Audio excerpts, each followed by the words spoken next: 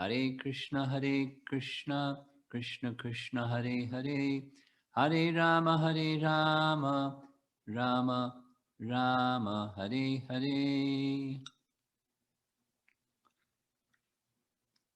After that very enthusiastic Hare Krishna Maha Mantra together, I hope you muted yourselves again. Because Ram Navami is coming very shortly. The talk this evening is, as you see on the screen, accepting Vibhishan's surrender. The beautiful painting, you'll see one more time. That's Ram and Lakshman receiving Vibhishan and his 4 ministers.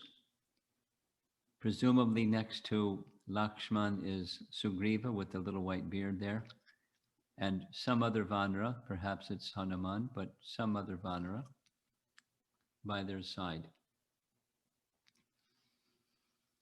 Tirupalani is a place in South India, very close to the place where the bridge was built to go to Lanka, but not the exact same spot, but it is the place, very celebrated place, where Vibhishan surrendered.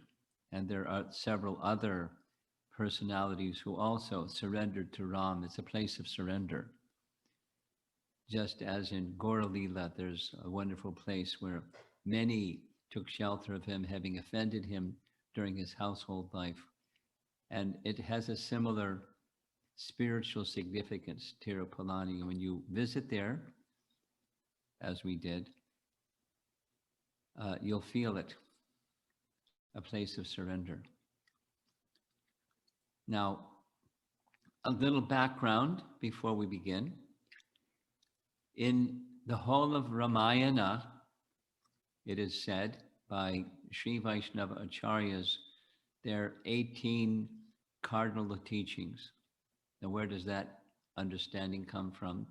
It comes from Yamunacharya, who taught his disciple Sri Shailapurna, that is to say, Yamunacharya extensively studied and wrote on Ramayana, a very important text for Sri Vaishnavas, as the Bhagavatam is for us, Ramayana is for them. He taught Sri Shailapurna personally. And Sri Shailapurna personally taught Ramanujacharya. There's a wonderful story of how that happened. And in turn, Ramanujacharya passed it on to his followers and disciples. And several generations later, Govindaraja summarized them, as we'll find in the 5th Sarga of Balakanda. Though some of you may not know who Govindaraja is. He lived several hundred years after Ramanujacharya. Not exactly known when, but in these time ranges, 1227 through 1500. He was living at Tirumala. He was a very great scholar and poet, and Balaji personally appeared to him in his dream and instructed him to write the commentary. He's very humble as well as very learned, and he writes that everything I'm preparing here is under the order of the Lord, and it's nothing new, it's just taking from the previous acharyas and assembling it all together. But it's most comprehensive of all the commentaries on Ramayana. Included in it just this little section in Balakanda describing these 18 cardinal teachings, identifying them, and a modest commentary on them. And in those 18 cardinal teachings, essential in the whole of Ramayana, as far as the Sri Vaishnavas are concerned, is the principle of surrender, illustrated in many, many, many different of these 18 cardinal teachings. And that's why I selected Vibhishan surrender, because it's on the theme of the entire Ramayana. Now, who is Vibhishan? Well, Vibhishan is one of the brothers of Ravana. There's a painting of Ravana as he went to visit Kailash. He at that time wasn't known as Ravana, he was known as Dasa Griva. Griva means neck, like Haya Griva. He had 10 heads. Imagine having a son with 10 heads. So that's the name that he was given, Dasa Griva. And he underwent great austerities, became very powerful. And among other things, he went to Mount Kailash. And he had riding on this Pushpaka Vimana, he somehow was halted. And so when he came before the carrier of Lord Shiva, Nandi had assumed a form because he had capacity to assume multiple forms, as did the Rakshasas. He assumed the form of a large-bodied animal with the head of a monkey. And Ravana ridiculed him, and Ravana ridiculed Lord Shiva. And to show his strength, he placed his 20 arms underneath Mount Kailash and started to lift it in the air. And Parvati became very disturbed. Lord Shiva said, no problem. He placed his toe on Mount Kailash and it crushed the 20 arms of mighty Ravana, or Dasagriva. For 100 years, he was wailing in pain. That's how he got the name Ravana. Roaring in pain. Finally, Lord Shiva relented and gave some benedictions to Ravana, who then became a very steadfast devotee of Lord Shiva. Now, his name, Ravana, as you see on the screen here, it's the opposite meaning of Vaishravana. Vaishravana is his brother, which means hearing distinctly. Let's take a look at the family tree of Lord Brahma, the first created being, had as one of his sons Pulashtya Muni. Pulashtya Muni married the daughter of one sage, Trinabindu, and his son was named Vishrava. Vishrava was an illustrious Brahmana, and in course of time, he married the daughter of Bhardraj Muni, and his son was Vaishravana. Vishrava's son was Vaishravana. Vaishravana, after undergoing austerities, he received several benedictions, one of which was that he became Kuvera, one of the protectors of the 4 directions of the celestial realm, and of course the treasure of heaven. Now, as fate would have it, Vishrava was going to have a second wife. The second wife wasn't elevated like Bhardraj Muni's daughter. Rather, Kaikasi was the daughter of Rakshasa, Sumali, and Ketu Mati. So Sumali wanted very much for his daughter, Kaikashi, to have very powerful sons. And so he sent his young daughter to go before Vishrava and make an appeal for him to accept her as his wife, second wife. And he did so. He accepted her, but we'll see in a moment the time at which she came. Well, I'll narrate the story. She came, and he was engaged in his Brahminical duties, chanting of mantras and absorbed in internal contemplation. And when he noticed her standing before him, he asked her, what is your name and why have you come here? And what can I do for you? And she was very shy. She looked at the ground and said, you're a rishi, you know everything. You know what my purpose is. And he confirmed, yes, I know your purpose. But unfortunately, you come at a time that is very inauspicious. So the sons that you will bear, she wanted to have children with him, the sons that you would bear will be Rakshasas. And she was taken aback, saying, no, I don't want sons that are Rakshasas. So he gave her this compensation. The compensation is your last son will be a great saint. We'll refer to that message shortly and directly from Valmiki Ramayana. So there you see 3 sons, Dasagriva, who later became Ravana, Kumbhakarna and Vibhishana, and Shurpanaka. Those are the daughter and 3 sons of Kaikashi. So that means that Ravana and Kuvera were stepbrothers or half-brothers from the same father. And when this is what Vishrava said to Kaikashi, as a concession, your youngest son will become famous as a pious man. So we're focusing now on Vibhishana.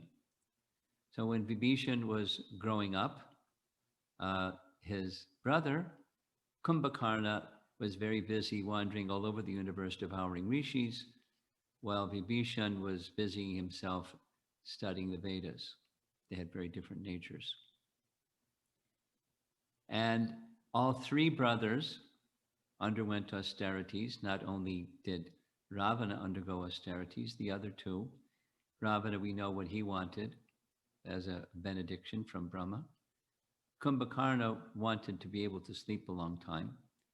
And here is Vibhishana's benediction. My dear Lord, since you are pleased with me, the goal of my life has already been achieved. My only wish is that my mind may always remain steadily fixed upon the path of virtue, even amidst the greatest difficulties. Well, difficulties would surely come. If you have Ravana as a brother, you're going to have difficulties. And his nature didn't change because of those difficulties. Rather, his father pronounced that he will become famous as a pious man. It was his nature. When he was a young man, he enjoyed his life happiness with studying of the Vedas. And we can assume we had his father was an illustrious personality, so he learned diligently from his father. He accepted the qualities like his father, Vishravas. And he had this benediction from Lord Brahma. So his life was like that. And we don't hear so much about Vibhishana until much later, till Ravana does the Ravana program, and especially his kidnapping of Sita and taking her to Lanka. One of the versions of Ramayana, not Valmiki Ramayana, describes the meeting of Hanuman with Vibhishana. Here is, in fact, a painting that illustrates it. The timing was after after Hanuman had met Sita and pacified Sita and made his plan. He then went to the home of Vibhishana and they had this exchange. Of course, in the painting, Hanuman had the capacity to change shapes, and one of those was a Brahman. In fact, that was the same form that Hanuman showed the first time he and Ram met. He had this capacity. And then he went on, after the discussion with Vibhishana, to destroy the garden and burn Lanka and defeating soldiers. And the burning of Lanka happened later. when he was smashing and smashing with a big iron rod all the trees and all the everything, all the buildings, everything in sight. Thousands, 80,000 powerful soldiers were sent to stop him. He smashed them all. Jambamali, powerful general. Look at that fellow, that orange guy. Who'd want to meet that guy? Hanuman finished him. Ravana was furious, and everyone was astonished. One monkey making such turmoil, 80,000 soldiers, and Jambumali, very powerful soldier. Who is this person? So Indrajit was sent with his mystic weapons, and with the mystic weapons, when it hit Hanuman, he was made stunned and tied up with ropes and dragged unceremoniously before Ravana. It was part of Hanuman's plan. He wanted to get a chance to see Ravana face to face, because he was planning to give his spy report back to Lord Ramachandra. So here he is, very large in size, standing before Ravana, and bold as Hanuman was, he said very heavy things to Ravana. You're a wicked person. You've violated the laws of Manu. You've taken the wife of a married man and a great king. This is punishable by death. You will bring destruction of your whole dynasty unless you return Sita to Ram. I've come here as an emissary, a messenger from Ram. Please return. Make peace with Ram, and he will accept you. Ravana was so angry. He ordered, kill him. This is where Vibhishana comes in. Vibhishana interrupted. He's the younger brother of the king, the ruler, and said, according to the laws of Manu, Kshatriya codes forbid a messenger being killed. What one can do, according to the codes of Manu, is one may appropriately punish, but you can't kill. So Ravana accepted, a little reluctantly. He was really angry. So the decision was made. Monkeys like their tail. Get a bunch of rags, soak them in some flammable material, and tie them to his tail and set his tail on fire. Well, that was fine with Hanuman. Sita, from the grove, the Ashok garden where she was, she prayed that Hanuman not feel the pain of that fire. And so Hanuman decided to teach them a big lesson. He set the entire Lanka on fire, and we're going to get back to Vibhishana shortly. But before he returned back to inform Ram that he had found Sita and the whole situation in Lanka, here he is observing the city going up in flames, the whole capital, as he's dangling his tail in the ocean water to cool it off a little. So shortly after Hanuman left, then a big assembly was called with the ministers and generals and his leading people in Lanka, and taking their counsel what to do. This unprecedented event has occurred. What should we do next? And Valmiki Ramayana describes that what do demons do when they get together? They boast about their powers. And they said, no worries, I'll take care of whoever comes, and if they can come, and you're mighty, but you don't need to use your prowess. We're sufficiently powerful. You see this very old painting at the top, that's 10-headed Ravana and his ministers boasting their power. and so forth.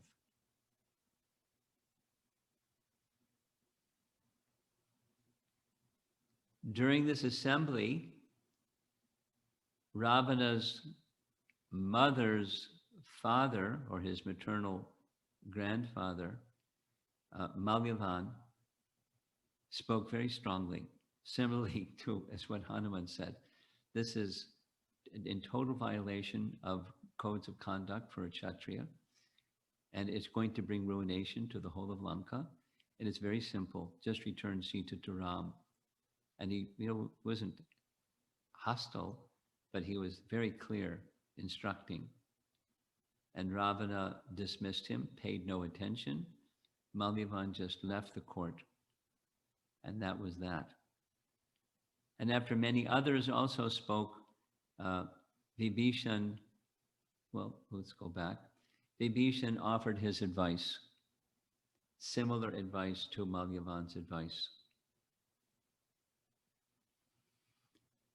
And Ravana was considering his words. He dismissed the court, said, we'll meet again tomorrow. So early the next morning, attempt number 2, Vibhishan went to Ravana's private quarters. He had that privilege. And he gave similar advice, much softer tone, but filled with wisdom, because that was his nature. He was very wise, very learned in the Vedas, and very proper in his understanding of conduct. And he spoke clearly. And Ravana became angry and immediately went to the court. And the third time around, when Vibhishan, after hearing everyone bragging and bragging and bragging, he said, you're not ministers, you're just flatterers. And real ministers are supposed to give good advice to their king. And here's the good advice. And he spoke the same good advice 3 times. And according to the description, Ravana kicked him in the chest and said, if you weren't my brother, I'd kill you. You're an enemy. And Vibhishan understood, very similar to Vidura, leaving the royal assembly in Hastinapur. There's no more service for me here. I've tried, and I've tried, and I've tried, and there's no service for me here. So he left, and he left very dramatically. He just rose in the air, as he had the power to do that. And accompanying him were 4 ministers. These 4 ministers were with him from childhood. They were like him in nature, completely misfits for the capital of the Rakshasa kingdom. And they made their way straight away to Ram's abode. Here we see in this painting, this is Ram and Lakshman on the left, some Vanaras surrounding them. And there's Vibhishan with his sword by his side, and the 4 ministers looking a little differently behind him. So he's going to the camp of Ravana to surrender. Now, when he left, it's a detail, but Vibhishan, similar to Vidura, Vibhishan didn't even say Haribol to his wife. Now, his wife was going to receive the same benefit as him. As Vibhishan became the king, she became the queen. She was virtuous like him. They were a fantastic couple. Sometimes it isn't quite like that, but in this case, she was highly virtuous. She plays a certain role in pacifying Sita and so forth. She's a highly elevated personality. But he just went to Ram's place, and here's that same painting that you saw before. And he knew diplomacy or etiquette. He didn't just right away go straight to Ram and say, please accept me.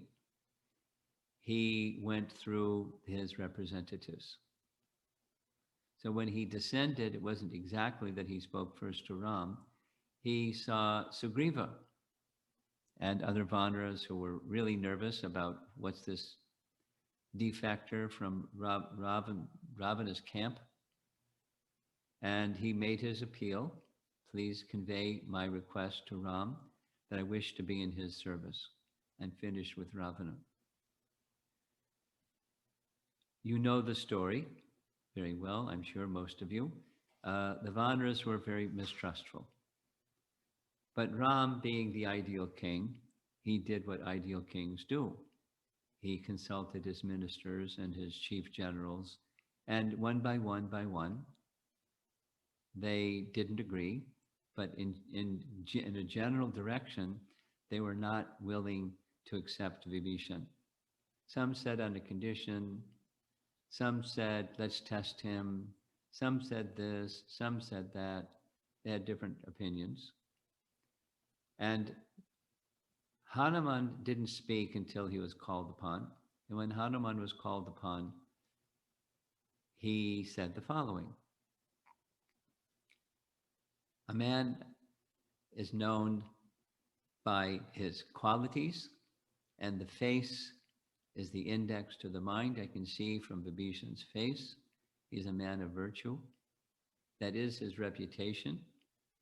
And I can hear by the sound of his voice that his quality is also trustworthy. Some of you are saying he's come because he knows that Ravana is going to be defeated and he's ambitious to become the next king. So what?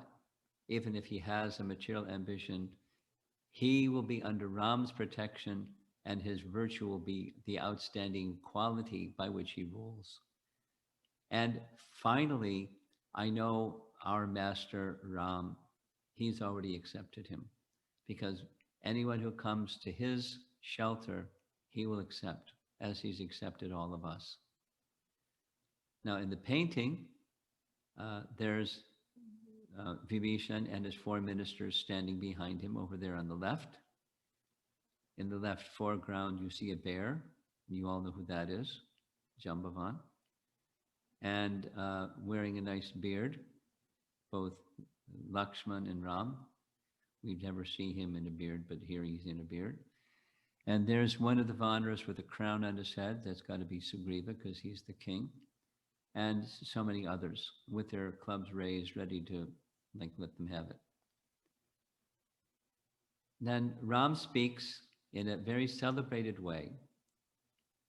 One of the most well-known passages in the whole of Ramayana is this one. It is my eternal principle that if any living being takes shelter of me, even once, saying, I am yours, then I award that person freedom from all fear. Now just spend a little bit of time on this sentence, because this is Sharanagati, or as some of the Sri Vaishnavas say, Prapati. And those of you that are from South India, you know that this particular statement of Ram resulted in Sri Vaishnavism having a difference of opinion on surrender. One group said, just once, and the other group said, it's an ongoing process of surrender. Now, our Gaudiya Vaishnava principle is an ongoing process of surrender. The even once doesn't mean once upon a time I surrendered. However, there was a difference of opinion over this verse, and their two groups went in different directions.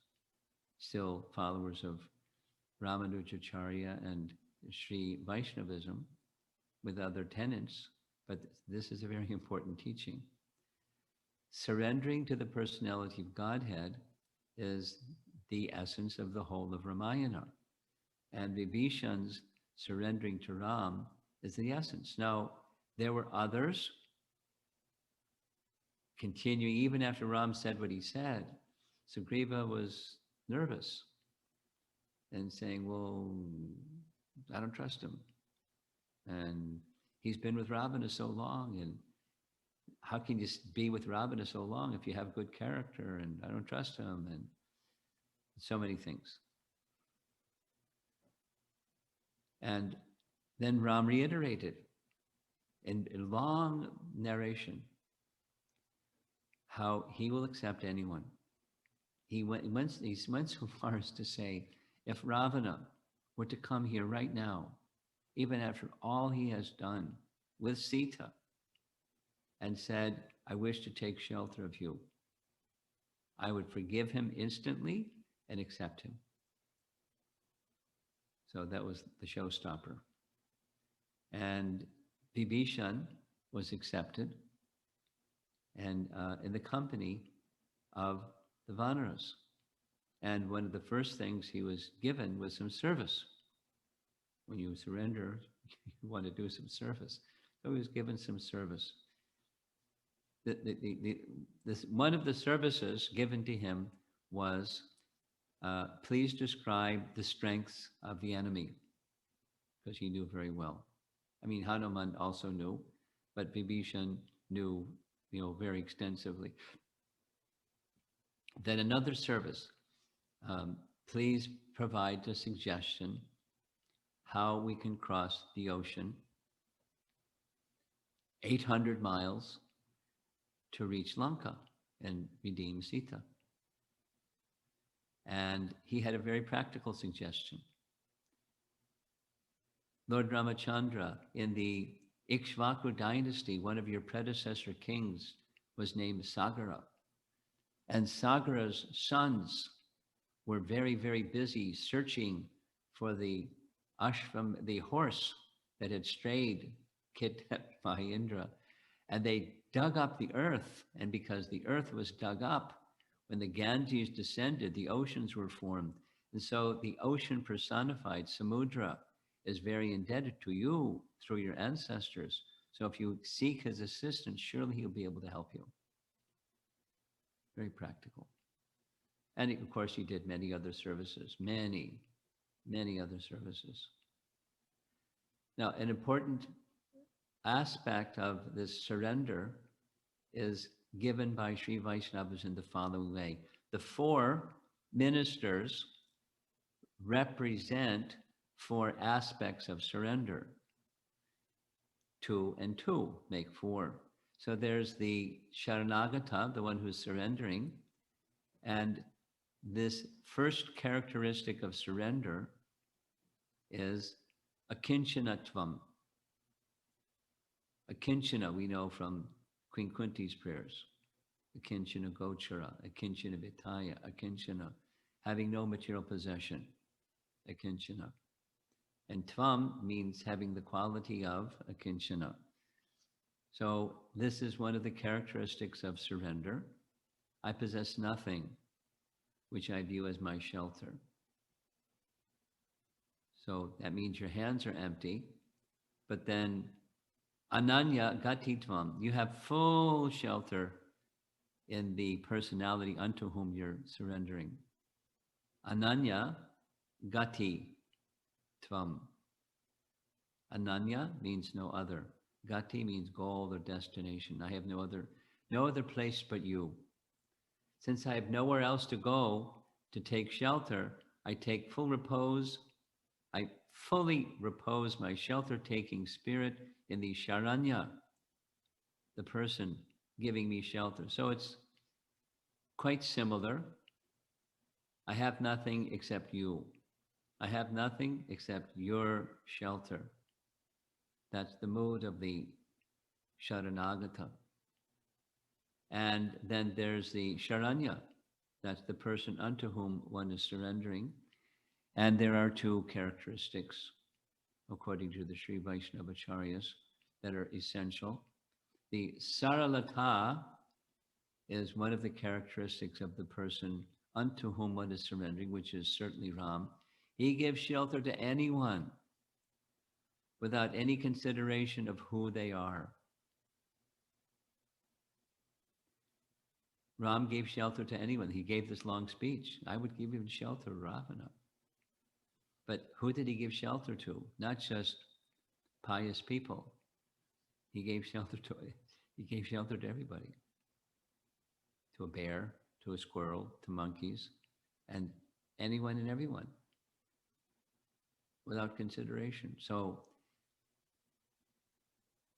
that's a characteristic of the one worthy of surrender. And just a little bit further on this saralata. Saralata can also apply to the one who is surrendering. This saralata is a word, a Sanskrit word, used by Bhakti Siddhanta to describe the chief characteristic of a Brahmana. In this essay that he wrote, Brahmanism and Vaishnavism, when extolling the virtues of the Brahmana, this is the most outstanding quality of a Brahmana, and that is their simplicity. In the case of the Brahmana, they're just straightforward. There's no crookedness. There's no duplicity. It's simplicity. It's saralata.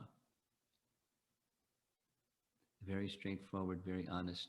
Like Ram, abide by the truth. There's nothing greater than abiding by the truth. And I will never depart from the truth. So that's a characteristic of a Brahmin or a Kshatriya or a qualified individual. It is certainly the quality of the person whose one is taking shelter. They're not giving consideration. What's your birth, or what's your education, or what's your financial, socio-economic status, culture, race, anything, nothing.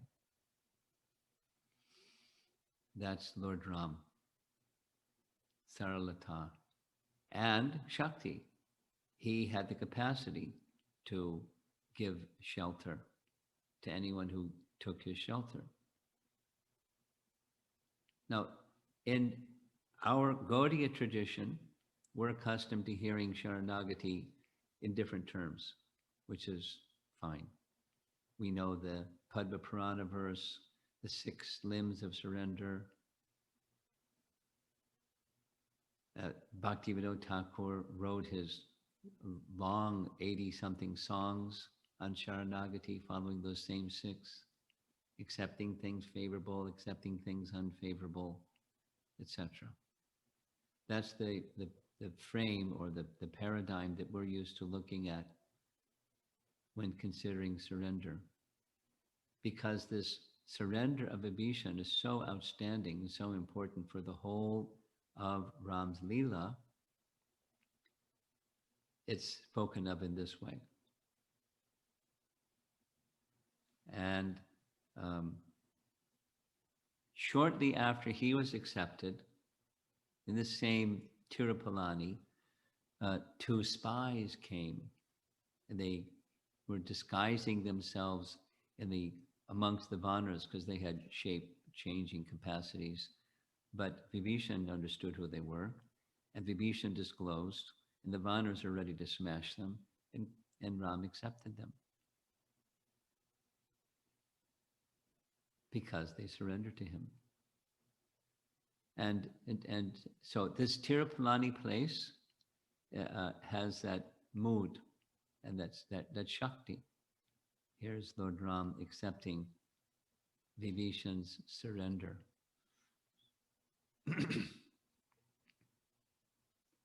So in the whole of Ramayana, the feature of surrendering, of course, some didn't. Ravana, of course, didn't, even with the advice to the contrary. So many times the advice to the contrary.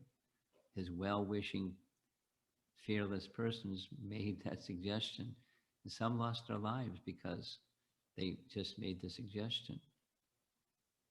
But Ram is ready to accept those who take shelter of him, and I want to make mention that images of visiting Tirupalani and the far more details of this whole pastime of Vibhishana surrender and the other spies, etc. They're found in this Yatra section. You can just copy it down if you want, and the videos of all these places that we visited, you'll find there.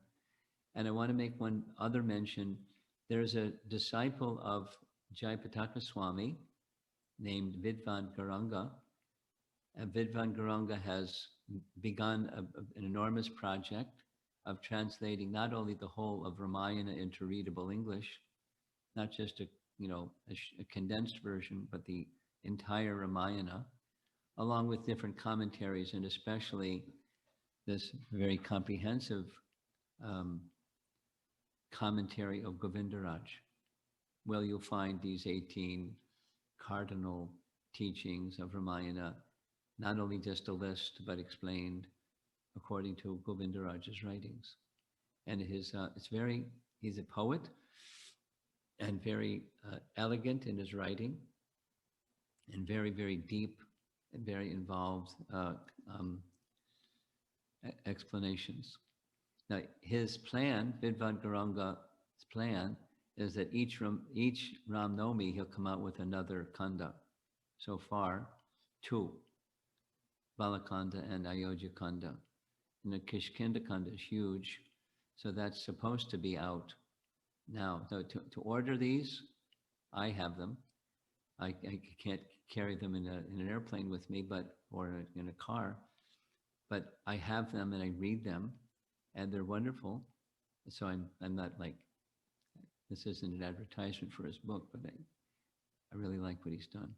And so this Ram Nomi is Kishkinda Kanda.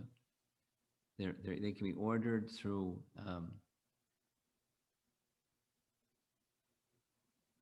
what's the place everybody goes to when you order something? Amazon. But if the Amazon has them only in India, and it's too expensive. So if you have friends in India, they can make some arrangement, and when somebody comes back and forth, you can get your copies. It's really worthwhile. So now I'm going back to our first slide, and let's see if there's some discussion. We have around 10, 12 minutes. So Ram Sharan, you can call upon people or tell them to unmute and speak, or whatever you'd like. We'll have some time for some discussion. Yes, Maharaj. Maharaj, may I take 2 minutes to give quick update on our upcoming programs before I open the floor for question answers?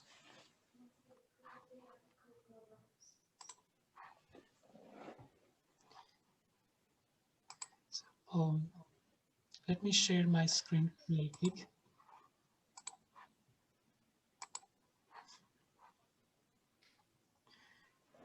Yes, so this Wednesday we are celebrating Sri Ram Navami. So soon we will be posting the schedule. We will be having the very wonderful programs are lined up. Abhishek, virtual drama, and we'll be having a wonderful class. Will be given by His Grace Shubha Vilas Das. The topic Ram Bharat Union. Wow, And you're very fortunate to have him as your speaker. thank you, Maharaj. And following Sunday, we'll be having a class by His Grace Arada Devi Dasi Mataji.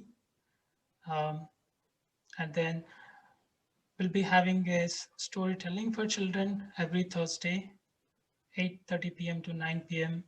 And every Friday, we'll be having Bhakti Vrikshas, 7:30 p.m. to 9:30 p.m. And every Sunday, we'll be having a Sunday school for kids. And we have Bhagavad Gita reading every day noon, 12 p.m. to 12:15. And then every day morning, 6 a.m. to 8 a.m. daily chanting. So please keep visit our websites for upcoming programs. So that I'll open the floor for question and answers. You can raise your hands, or you can type. And I also see in YouTube also devotees are watching. They can also type the questions there. Then I can read for Maharaj.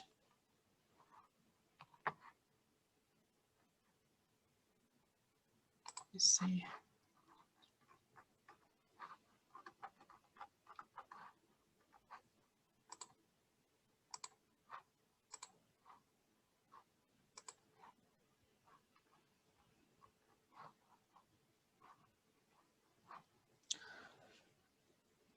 Maharaj, I have a question before the devotees coming up their question. One of the celebrated video in Prabhupada says to surrender, it takes a moment, but why it's so difficult to surrender? Brothers.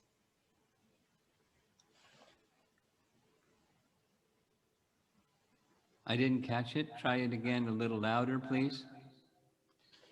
Sure, Maharaj. In one of the Prabhupada celebrated video, Prabhupada mentions that to surrender it takes a moment, but it is so difficult to surrender. So could you throw more light on that? So why it is so difficult to surrender? Sure. It's difficult to surrender because we're attached to the temporary.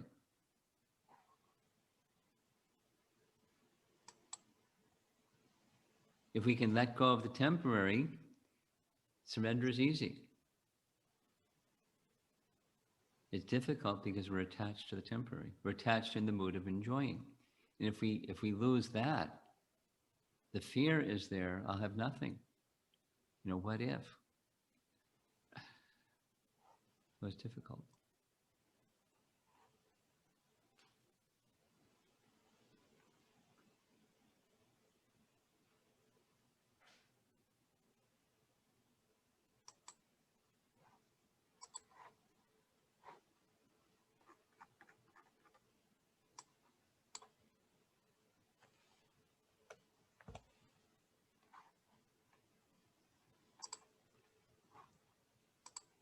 Anyone else?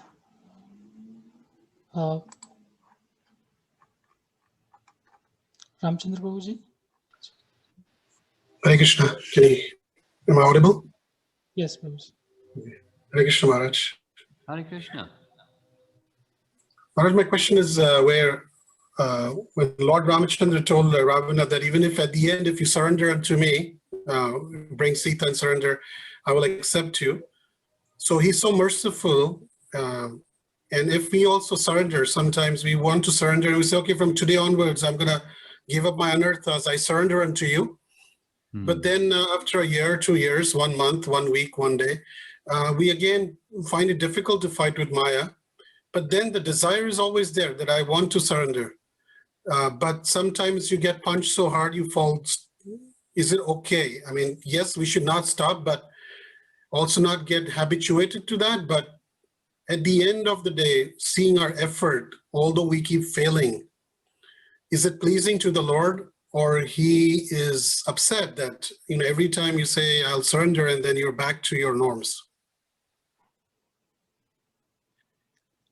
Well, many of you on this call are parents. And you know very well if your child says sincerely, and you know it's very sincere, I want to be a good boy or girl. And then wait a while and they're being mischievous again. Now, as a parent, are you going to feel, look, I don't want you as a child anymore? That's not a loving parent. It's not the nature of a loving relationship. What to speak of the Supreme Lord? So any effort that we make in the direction of submission is graciously accepted, happily accepted. And it's not that, you know, when we slacken once again, that we get some scorn or admonishment or something. We get encouragement, and encouragement can be some ordeal or difficulty or some tribulation or something that forces us once again to stretch our arms in the direction of the Lord like a child to their parent and saying, please help me. So there's an ongoing relationship that doesn't get tarnished by our distraction.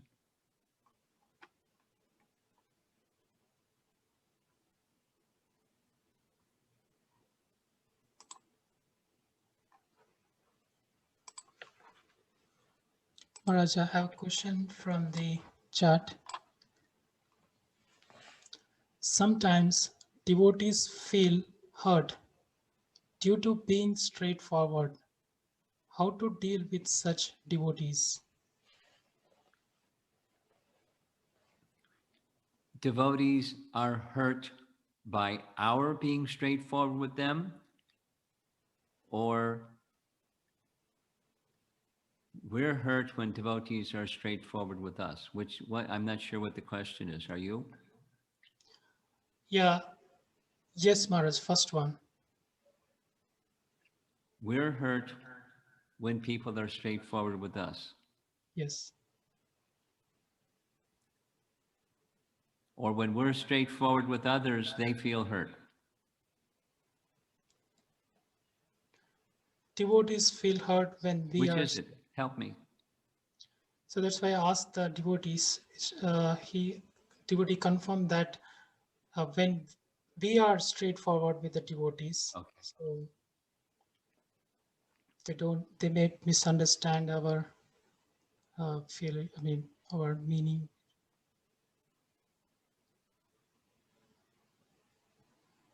Well, one of the rules of communication, let's make reference to 17:15 Bhagavad Gita, very important verse, austerity of speech. Speak the truth pleasingly. So we have to know the person, we have to know the audience, so we can speak pleasingly. It doesn't mean we therefore twist the truth and make it untruth, because that's pleasing to the person is to hear something untruth. We don't change the truth, but we have to learn the art of speaking palatably, pleasingly. So it's not necessarily, let's say, there's some adjustment that's needed on both sides. That's called the relationship, isn't it? We want to be considerate of another person's capacity to receive, and we also want to consider being straightforward. I assume that that's one of the questions. I mean, that from the saralata, being straightforward. When we're straightforward, someone may not want us to be straightforward. Now, so much depends upon you and the relationship and your understanding of how to best communicate the truth. Let's take Srila Prabhupada's position on Christianity. Depending upon different persons, he would speak very, very pleasingly, and sometimes he would speak very. Being a religious person means following the codes of God, and God teaches, "Thou shalt not kill." So why are you killing? No, he would say the same thing in different ways to different people, but he was straightforward.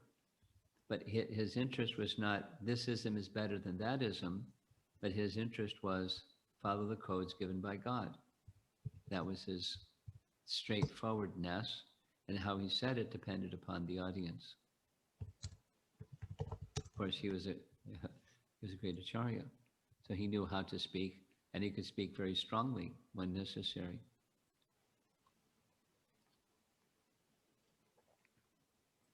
So if you find yourself, back to your question, if you find yourself in a situation where persons are unable to hear the truth, you may have to consider the audience and how to express it in a palatable way or something else. You strengthen the relationship so that something that they may need to hear can be heard.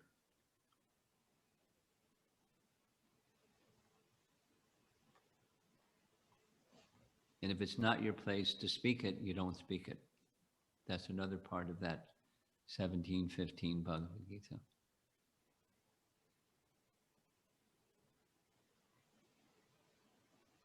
Anything else from our audience? We have maybe something in the room. Maharaj, we have one more We question. have someone in our room that wants to ask a question. Is that okay? Okay, Maharaj. No. Okay. We don't have someone in the room that wants to ask a question. I have one from the Zoom. I'm looking at the clock, and the clock says it's time for the class to end, and you're scheduled to move on to whatever the next thing is. So that's maybe what we'll do. Ramachandra, what do you think? Maharaj, please carry on. As long as there's questions and you can answer, you can take. We are okay to stay on.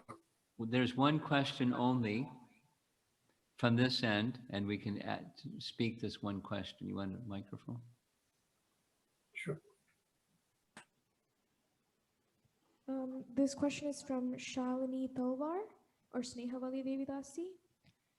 Was there any reason why Sumali wanted a pious son for Kaikasi? As Kaikasi was from a Rakshas family, she was unhappy to hear that her sons will be Rakshasas. Could you please elaborate? We don't have an answer to why Kaikashi didn't want Rakshasa sons. We know why Sumali wanted him to be with an elevated person so he would have elevated sons, but he was thinking elevated as powerful Rakshasas. So apparently, she wasn't entirely like her father, although she was born in a Rakshasa mother and father family. Apparently, she had some other kind of nature than entirely just like both her mother and father. And therefore, she didn't wish to have Rakshasa sons, man-eating sons. It wasn't a delightful idea for her. That's it. One more.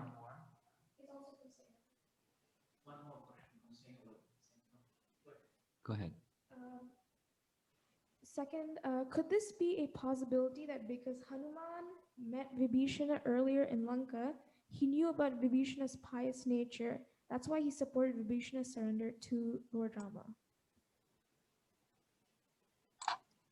Valmiki Ramayana does not indicate that Hanuman met Vibhishan. It's another Ramayana version that speaks like that. So we can't really go by that standard. Okay? We have one more question. Guru Maharaj, you mentioned Vibhishana's, when Vibhishana left without saying Hare Bol to his wife, I guess sometimes, I mean, obviously you mentioned she was also Benefiting. Benefiting. I don't know if she also surrendering, or I mean, does it matter if the spouse surrenders or not? Yes, it does matter. Yes, it does matter. I mean, they knew each other. They're married. And his mood and her mood matched. So his surrender meant her surrender. He was, not explicitly, and please accept, although she's not here, please accept my wife. It's implicit. His surrender meant her surrender.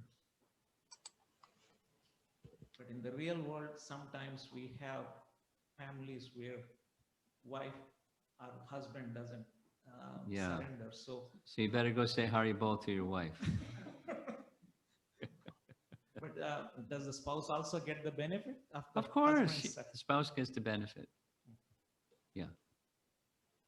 Ramchandra's smiling. I think we're done, Ramchandra. Thank you very much for inviting me.